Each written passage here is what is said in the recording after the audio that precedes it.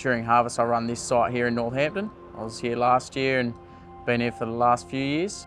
Driving through Northampton, seeing the damage, it's definitely, upsets you a bit. My in-laws are originally from here. They farmed on Linton Station, so they've lost fencing and sheds and that as well from the cyclone. Knowing that the way this town is and get around each other, that everything's fixable and it will get better, and it just the way the community rallies around each other. It's sort of, we've been able to help out in little ways, and that feels good. But obviously seeing your mates, family members and also work colleagues go through what they've had to go through, it is heartbreaking.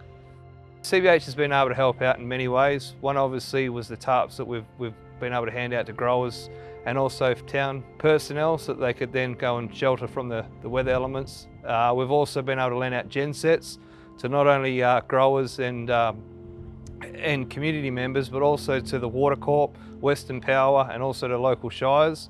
That helped obviously getting some of the network back on and help with the communication side of things.